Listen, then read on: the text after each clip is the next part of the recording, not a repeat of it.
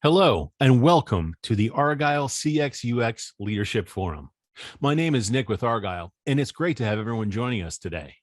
I have some important information to share with you, and then we will turn the floor over to our esteemed opening keynote speaker. We also welcome you to stay socially connected during today's event. For those of you who are active on social media, please use the hashtag ArgyleDigital and follow us at Argyle Exec Forum. Also, be sure to follow Argyle on LinkedIn for special announcements.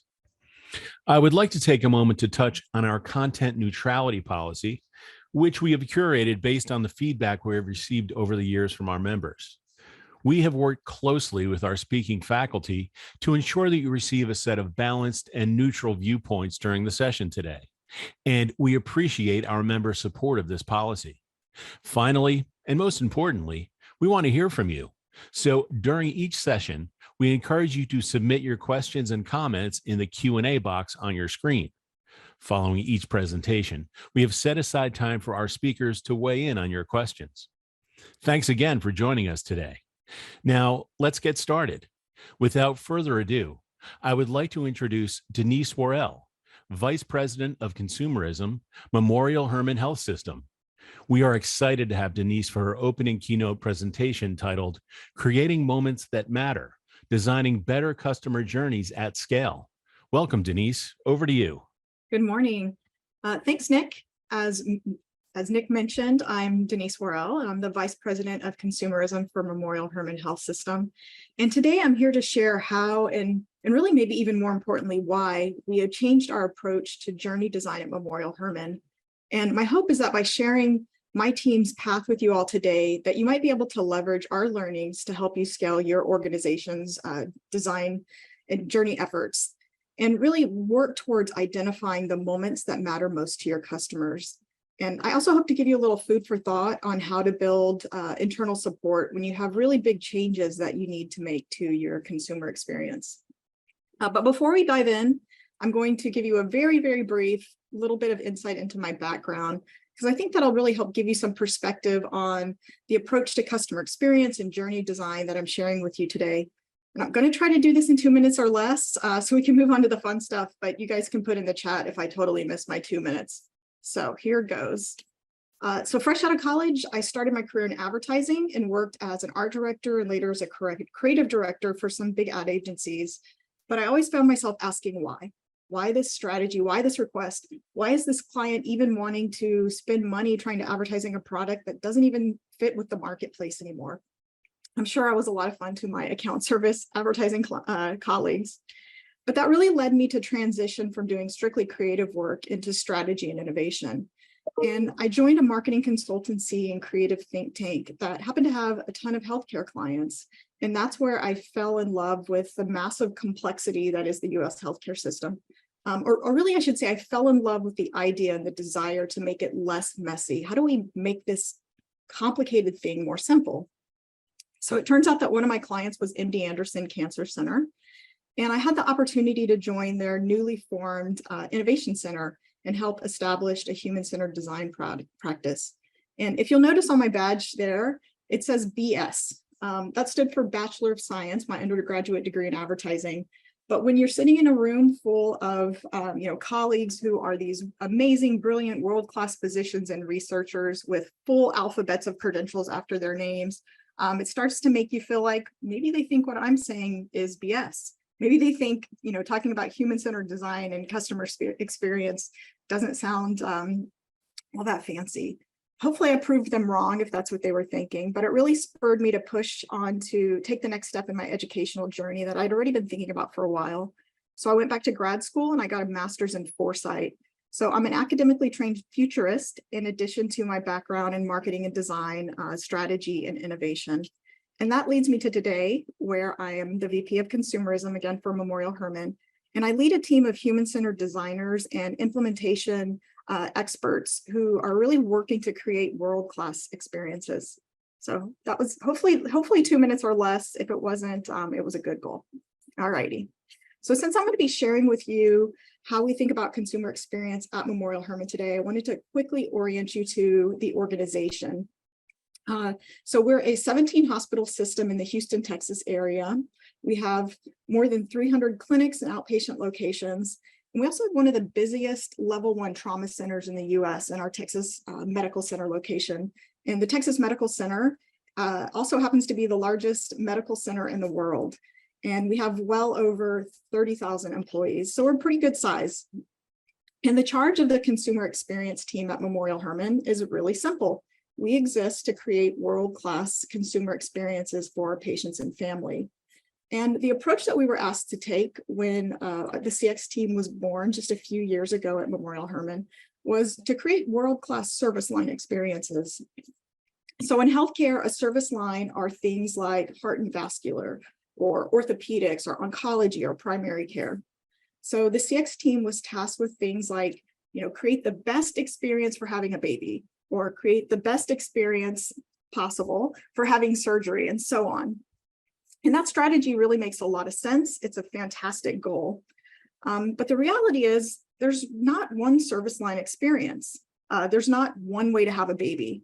There's certainly, you think about something as complex as cancer, there's so many variables. What type of cancer does the patient have? What stage are they in? What treatment are they having? Are they having chemo or radiation or surgery, or are they on a clinical trial? Is it a mix of all of the above? And at the end of the day, the reality is, especially in healthcare, I'm sure this holds true in other industries as well, is that each journey is unique and personal to individual circumstances and the needs of the patient in that point in time. And that really showed up as we started to map consumer experiences. And what we found over and over again was that at the end of the day, it really didn't matter if we were mapping a knee replacement journey or the journey of someone who had the flu. A couple of things kind of repeatedly rang true. So the first was, we could not possibly map and design and plan for every possible journey, variation, or outcome. It was to infinity, so it's not possible. And the second was, at the end of the day, the big pain points that our patients faced were really universal. And it didn't matter what their personal journey was on. So those pain points were also not really contained within just a specific service line. So the goal was to create a beautiful end-to-end experience for having a baby, for example.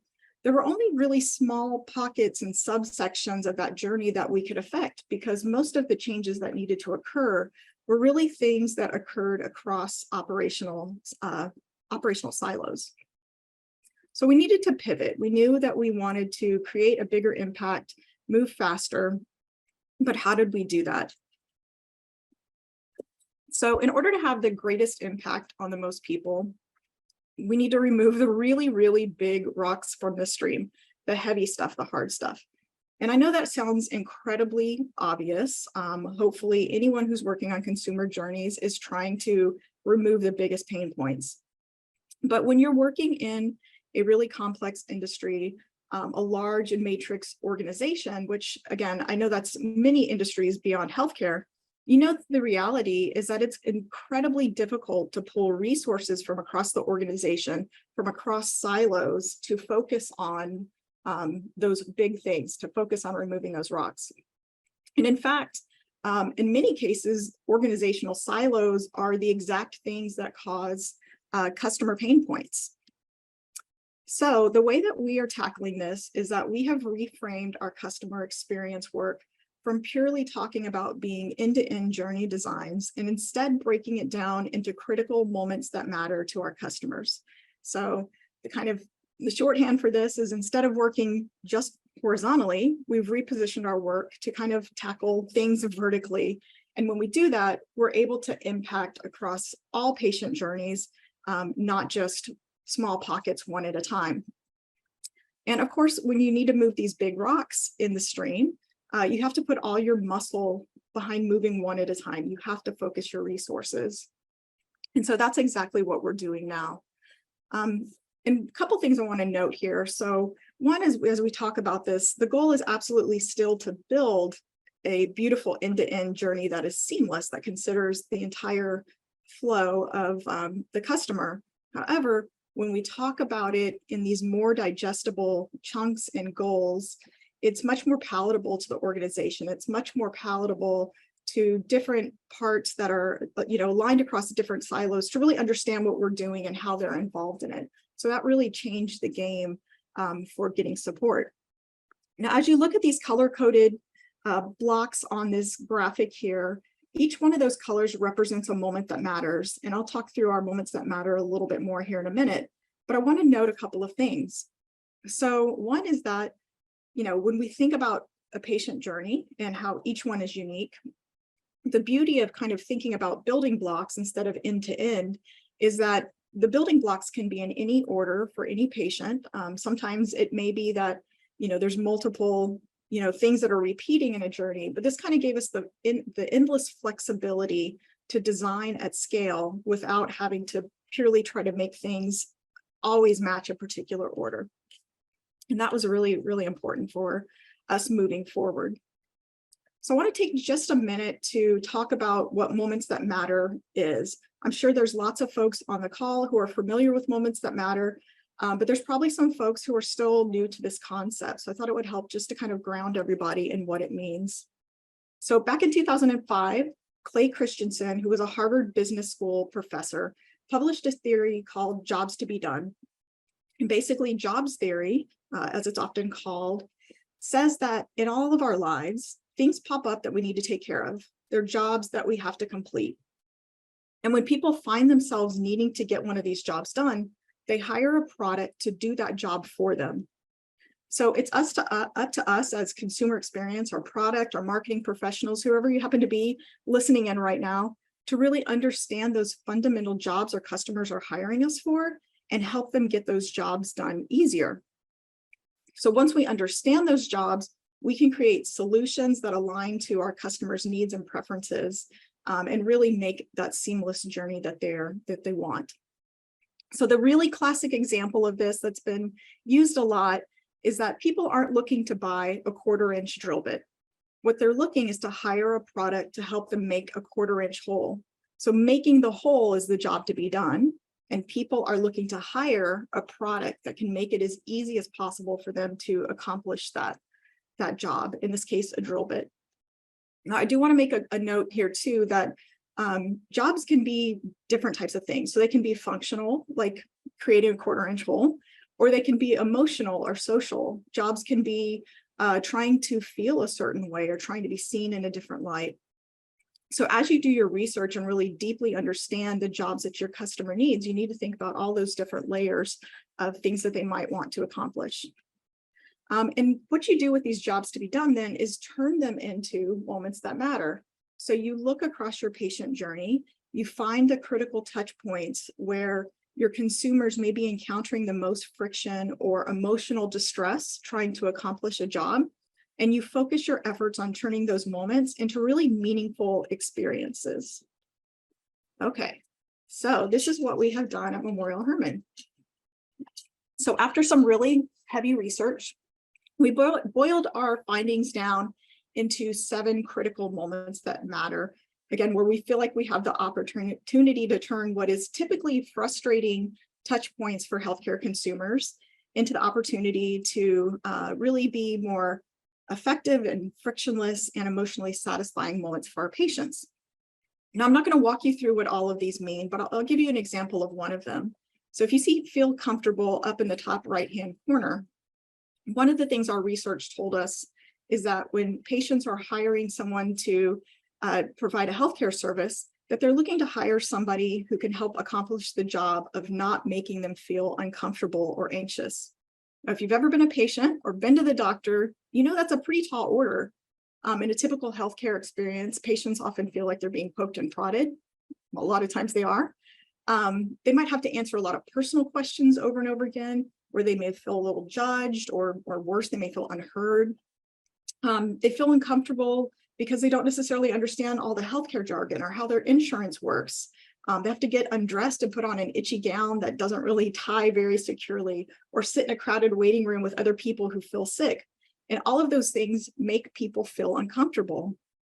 Obviously, you can keep going. There's a lot of things that might make people feel uncomfortable. But what we found, again, is that it didn't really matter if a patient was having a baby or if they have a cold. When they're hiring a healthcare company to help them feel better, They're looking for someone that can make them feel as comfortable as possible while they're receiving that care. And kind of the beauty of jobs to be done and kind of this framework of moments that matter is that those jobs typically don't change. So for example, a new technology could come out tomorrow where you had a robot in your house that provided all your healthcare for you, which would be very different from how we receive healthcare typically today. So even under circumstances where there's a radically new technology and a new method for delivering the product, consumers would still be looking to find a robot doctor that made them feel comfortable. Which one are they most comfortable using? Which one are they most comfortable talking to or interacting with or feel safest with? So the same is true, of course, for your customers, no matter what business or industry in, that when you really get down and identify the jobs to be done and the moments that matter, they will remain pretty consistent over time and allow you to evolve your experience as the world changes around you. So I want to spend the rest of the time diving into specifically, well, how do you identify your own customer moments that matter? And I will definitely encourage everyone, if you're going down this journey, to go read Clay Christensen's work. There's lots of other great work out there that has built on it since he originally wrote that, and definitely encourage that. But I'm suggesting there's a few things to consider as you go about doing this work. And I'll walk through each of these things. So the first is to shift your thinking. I know a lot of consumer experience teams lie within marketing. And again, I love marketing. It's where I started my career. But creating consumer experiences requires you to put a different hat on than when you're selling a product. So sort of the marketing mindset is making people want things.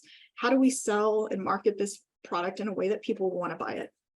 But when you're thinking about customer experience, you have to think about it differently.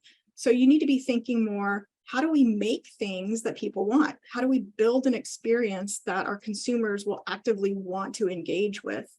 And that's a very different mindset. So I really encourage you to kind of, if you're in marketing and taking on this role, get out of that headspace of selling and really think about conceptualizing the product or the service or the experience in a completely different way.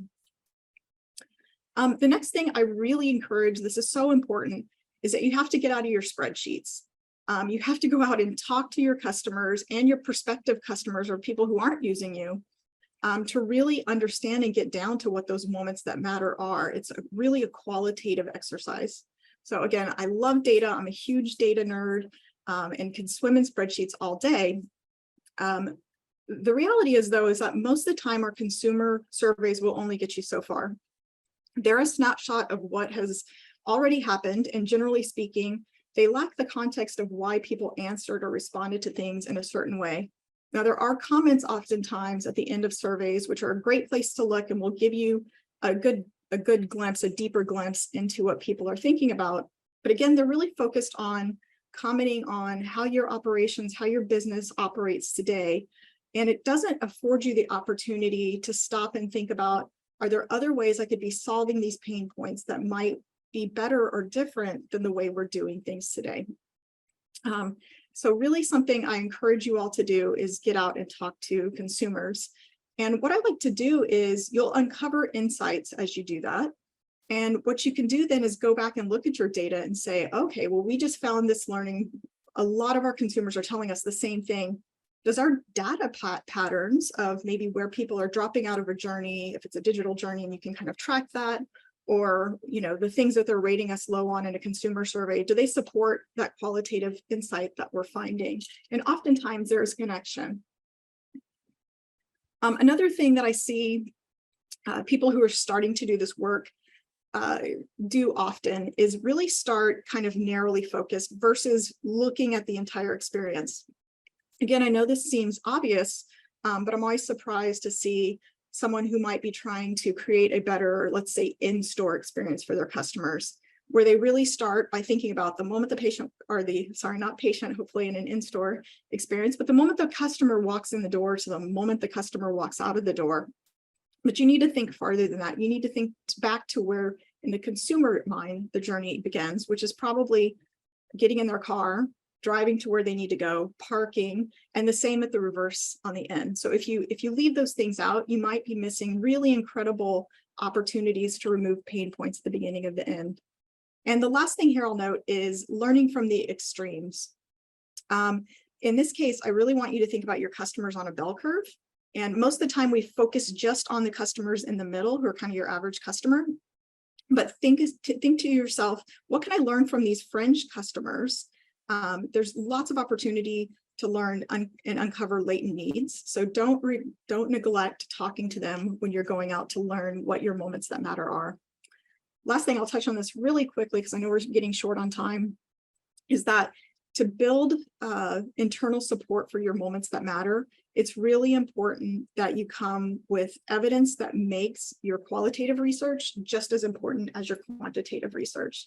And a lot of times I'll see patient quotes or consumer quotes from your research, and that is terrific, but it's so easy if you're to discount that. So if you're sitting across a room of executives or engineers, or in our case, physicians, who really are all about, scientific and statistical significance, it's really easy for them to discount the qualitative research. So adding a photo of who you're talking about is better than just a quote, but way better than that, it's really hard to refute when you have solid evidence of what your consumers are saying. Putting together a 90-second video of 10 customers who are saying in their own words how they feel, and really expressing the needs that they have and their emotions is so much more impactful. So I really encourage you, as you go out and think about your moments that matter, if you are at all able to, and of course you have to get consent, videotape the consumers that you talk about and be able to bring that back to your leadership team. And real quick, I just want to touch on the last thing here, building support for tackling big consumer journeys, changes that you need to make. So when I walk into a room and introduce myself as the VP of consumerism, I see a lot of skepticism come over people's face because they're all assuming that I'm there to just make their lives harder, that I'm only going to focus on the customer's needs at the expense of their operations. And so I do this a lot. I make a triangle with my fingers and I say, I'm actually here to balance three things. It's the needs of the consumer with the needs of the provider and staff, or in your case, the frontline staff, and the needs of the business. Because without balancing all of those things, you cannot possibly build a great customer experience. So your consumer is the North Star. Of course, you want to build products and services that cater to your consumer needs. But if you don't have that really solid foundation, if you aren't thinking about the needs of your provider and staff, or your frontline staff in your business, it's really hard to create the balance that you need. And last, I want to give you just a quick example. As you're thinking then about, the needs that you need to solve for your internal stakeholders, work on repositioning what is often only viewed from an internal lens into something that can be viewed from a customer jobs to be done lens. So very quick example here in healthcare. Obviously, any really appointment-driven or service-driven business, you have to fix no-shows, right? When people don't show up for their appointments, that causes an operational problem. So what typically would happen is you would have operators get in a room and they'd say, we have this problem, how do we fix no-shows? And by posing the question that way, they're going to ask things that really focus only through their lens. So that's how you get things. I would bet a lot of people on this call have been to doctor's offices before and seen signs on the wall that say, there's a $50 charge if you no-show or you don't cancel in 24 hours. Not very consumer friendly, not what we're trying to drive. So by you stepping up and saying, okay, let's look at this through the consumer's lens and reframe the question. How might we help people show up for their appointments? Because that's really the job the consumer's trying to get done. You're able then to bring solutions that not only solve the business need, but also support a good consumer experience. By opening that up, instead of penalizing people for what is perceived bad behavior, you're helping them achieve the job to be done. And that's really important. So that is it for me today. I really encourage all of you to go out and do the work on finding your moments that matter, understanding the big changes that you need to make, and building support in your organization to make those. And with that, I would like to say thanks. And Nick, throw it back to you if there's any questions that came up. Yeah, thank you, Denise. That was excellent. And we do have a few questions from the audience. First question, how were those moments that mattered identified? What tools or methodologies worked best for you? Okay, well, I'm not sure when that popped up in the chat, but definitely it was all through qualitative research. So going out and mapping journeys, we obviously found consistency in pain points that people were having. And then we just started going out and asking questions. We talked to patients, I mean, hundreds of patients. We talked to internal stakeholders, and they came back and synthesized all of that information to figure out and really ask ourselves, what are the key jobs that our consumers are trying to get done? It's not a quick and fast, easy process. It's something that takes a lot of energy and a lot of dedication to do. And it's definitely more of an art than a science, but it starts and ends with qualitative research. Great. And here's another one. How do you cultivate and nurture champions in other departments? Yep. So, there's always folks who probably in any organization, probably doesn't matter what industry you're in, who naturally are kind of more systems thinkers, that they can see that when we do this one thing for the consumer, that actually makes our lives easier on our staff. And so I always look for and try to find those folks. Sorry, my computer's going crazy here with the slides, but I always look for and find those folks, work with them first so that you can build up some wins, because you've got to find those people who are willing to tackle and do this type of work and find value in it. And once other folks in your organization who are maybe a little bit more skeptical see the success you're having there, then all of a sudden you'll find that people are knocking on your door and saying, hey, can you do that same thing for my product or for my part of the business that you did over there? Great. And here's another one. What's the biggest mistake you've seen companies make in trying to improve their customer journeys? How did they get past it? Yep.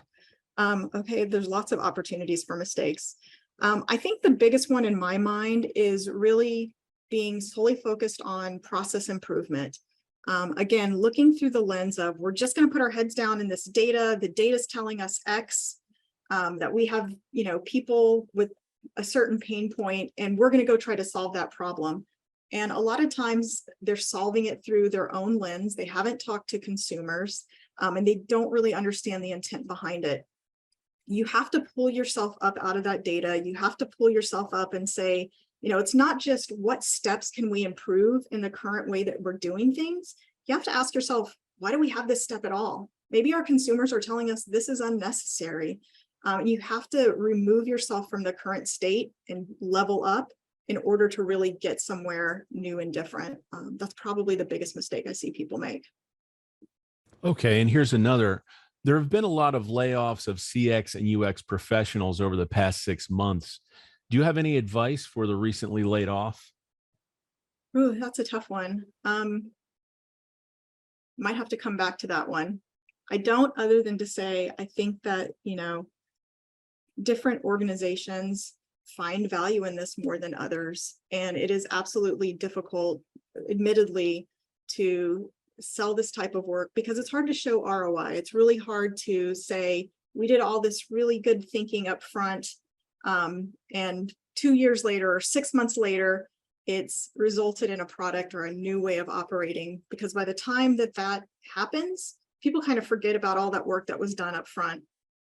So really find opportunities to document ROI in any way that you can. That a lot of times is combining different types of data and modeling it out, making friends with your finance department to help you really figure out how to tell that story in a way that executives get and will understand. I think that's a really big challenge, but you got to find organizations and people within organizations who are willing to help you do that work to show the value of it. Great. And thank you again, Denise, for an excellent keynote. I also want to thank everyone else for joining us today. This session, along with all of today's content, will be available on demand following the event.